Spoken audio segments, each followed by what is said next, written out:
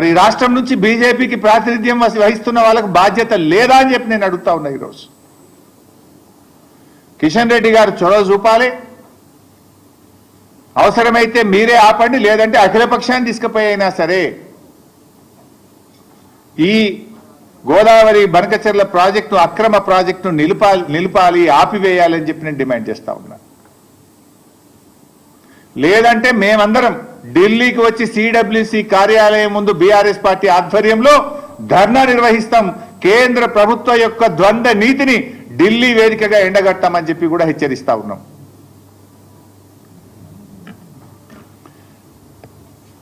ఇవాళ కేసీఆర్ గారు చాలా ముందు చూపుతో ఆనాడు గోదావరి ట్రిబ్యునల్ వచ్చే ప్రమాదం ఉంది, కృష్ణాలో మనకు ఎక్కువ షేర్ వస్తుంది కనుక కృష్ణాలో మనకు స్కోప్ ఎక్కువ ఉందని 9 ఏళ్లు పోరాడి సుప్రీంకోర్టు మెట్లెక్కి కేసీఆర్ గారు సెక్షన్ 3ని కొత్త ట్రిబ్యునల్ను కృష్ణానది మీద సాధించారు. ఎందుకు? అక్కడ మనకు పరివాహక ప్రాంతం ఎక్కువ ఉంది, మనకు నీటి వాటా పెరుగుతుందని చెప్పి మేము సాధించినాం. ఆ రోజు గోదావరి మీద కూడా ఏదో ఒక రోజు ట్రిబ్యునల్ వస్తుందని ముందు చూపుతోని కేసీఆర్ గారు ఇవాళ ప్రాణహిత చేవలకు ఆ రోజు 160 టీఎంసీలు ఉంటే కాళేశ్వరం ప్రాజెక్టుకు 240 టీఎంసీల నీటి కేటాయింపులు చేసినాం. దేవాదులకు 38 టీఎంసీలు ఉంటే 60 టీఎంసీల నీటి కేటాయింపులు చేశాం. సీతమ్మ సాగర్కు 67 టీఎంసీలు నీళ్లు కేటాయించాం. సమ్మక్క సాగర్కు 47 టీఎంసీలు కేటాయించాం. చెనాక కొరాటాకు 5 టీఎంసీలు, వార్ధా ప్రాజెక్టు తమ్మిడిహట్టి దగ్గర 20 టీఎంసీలు, ఇట్లా ఆ 969 టీఎంసీల మనకు నీటి కేటాయింపుల్లో దాదాపు 950 టీఎంసీలకు నీళ్లు కేటాయించి ప్రాజెక్టులను ప్రారంభించుకున్నాం. కొన్ని పూర్తి చేసుకున్నాం, కొన్ని ప్రాసెస్లో ఉన్నాయి. దాన్ని మీరు కొనసాగించి హక్కును కాపాడతారా? ఇవాళ నీవు ప్రాజెక్టు పూర్తి చేయలేదు, నువ్వు పూర్తిగా నీళ్లు వాడతలేవు కనుక నీళ్ళు కిందికి పోతున్నాయి. రేపేమంటారు? ట్రిబ్యునల్ వచ్చినప్పుడు అరే గన్ని 100,000 కోట్లు 80,000 కోట్లు పెట్టి కట్టింది కదా, ఆ ప్రాజెక్టును మూలకు పెడతామా, ప్రజాధనం వృధా అవుతుంది కదా, నేషనల్ వేస్ట్ కదా అని రేపు నీళ్లు కేటాయిస్తారు కదా. ఇది ఒక కుట్ర, ఇది ఒక పథకం ప్రకారంగా జరుగుతుంది.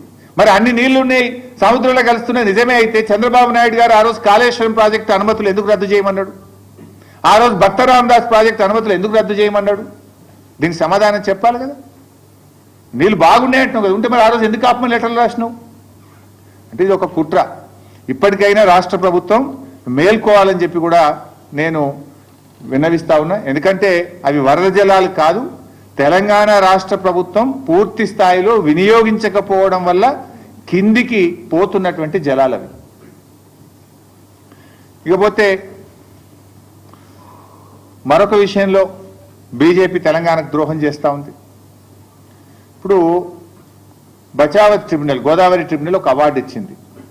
పోలవరం ద్వారా 80 టీఎంసీల నీళ్లను మళ్లించినట్టయితే, ఏది కృష్ణా పరివాహక ప్రాంతానికి మళ్లించినట్టయితే ఆ 80 టీఎంసీలు పైన ఎగువన ఉన్న రాష్ట్రాలకు చెందుతాయి అని స్పష్టంగా బచావత్ అవార్డు ఇచ్చింది. బచావత్ అవార్డు అనేది భగవద్గీత ఈ దేశంలో, అది సుప్రీంకోర్టు కూడా దాంట్లో ఇంటర్ఫియర్ కాదు, అది భగవద్గీత లాంటిది. ఆ బచావత్ అవార్డు ఏం చెప్పిందంటే ఆ 80 టీఎంసీల్లో తెలంగాణకు 45 టీఎంసీలు, అదేవిధంగా కర్ణాటకకు 25 టీఎంసీలు, మహారాష్ట్రకు 14 టీఎంసీలు అని చెప్పింది. ఆ బచావత్ అవార్డు ప్రకారం కర్ణాటక అప్లై చేసింది సిడబ్ల్యూసికి. ఇక వాళ్ళు ఆంధ్రప్రదేశ్ వాళ్ళు పట్టిసీమ పెట్టి నీళ్లు డైవర్ట్ చేసిండ్రు, మాకు 25 టీఎంసీలు ఇవ్వండి అంటే అప్పర్ భద్రా ప్రాజెక్టుకు 25 టీఎంసీలు కేటాయిస్తూ ఢిల్లీ వాళ్ళు సిడబ్ల్యూసి అనుమతి ఇచ్చేసింది. అదేవిధంగా మహారాష్ట్ర వాళ్ళు కూడా ఈ 14 టీఎంసీలు మాకు చెందుతాయి, బచావత్ అవార్డు ఇచ్చింది. ఎందుకంటే వాళ్ళు పోలవరంకు నీళ్లు డైవర్ట్ చేసిండ్రు అంటే ఆ 14 టీఎంసీలను అలో చేస్తూ కేంద్ర బీజేపీ ప్రభుత్వం సెంట్రల్ వాటర్ కమిషన్ అనుమతి ఇచ్చింది. అదే పద్ధతిలో తెలంగాణ మనం 45 టీఎంసీలు మాకు దక్కుతాయి, ఓ బచావత్ అవార్డు ఇచ్చింది. ఈ 45 టీఎంసీలు మేము పాలమూరు ఎత్తిపోతల పథకానికి కేటాయించుకుంటున్నాము, దీనికి అనుమతి ఇవ్వండి అంటే డిపిఆర్ వాపసు పంపుతారు. అంటే ఒక అవార్డులో 3 రాష్ట్రాలకు కేటాయించింది, 45 తెలంగాణకు, కర్ణాటకకు 25, మహారాష్ట్రకు 14. కర్ణాటక 25 ఒప్పుకుంటావు, మహారాష్ట్ర 14 ఒప్పుకుంటావు, తెలంగాణ 45 ఎందుకు ఒప్పుకోవు? ఇది బీజేపీకి తెలంగాణ పట్ల ఉన్న వివక్షకు నిదర్శనం, కుట్రకు నిదర్శనం, కక్షకు నిదర్శనం. తెలంగాణకు బీజేపీ చేస్తున్న ద్రోహానికి ఇది ఒక ఉదాహరణ అని చెప్పి నేను మనవి చేస్తా ఉన్నాను. ఇంత దుర్మార్గంగా ఎట్లా వ్యవహరిస్తారు? అందువల్ల పాలమూరుకు ఈ డిపిఆర్ ఎందుకు వాపస్ పంపిండ్రు?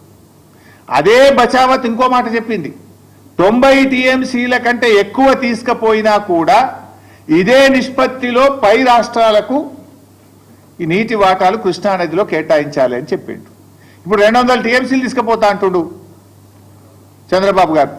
200 తీసుకపోతే బచావత్ ట్రిబ్యునల్ అవార్డు ప్రకారం ఏది 45-21-14 కదా రేషియో, 45 తెలంగాణ, 21 కర్ణాటక, 14 మహారాష్ట్ర.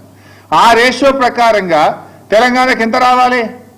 112 టీఎంసీలు రావాలి. ఇప్పుడు కృష్ణాలో ఇంకో 112 అదనంగా రావాలి. 112 ఇవి పాతై 45 కలిపితే ఎంత అవుతుంది? 147 టీఎంసీలు అవుతుంది. మన దిండికి నికర జలాలు ఇవ్వచ్చు, మన పాలమూరుకు నికర జలాలు ఇవ్వచ్చు, మన కల్వకుర్తికి కూడా నికర జలాలు కేటాయించుకోవచ్చు. మరి ఇది ఎందుకు అడగడు రేవంత్ రెడ్డి? అడగడు ఎందుకు? ప్రశ్నించడు ఎందుకు?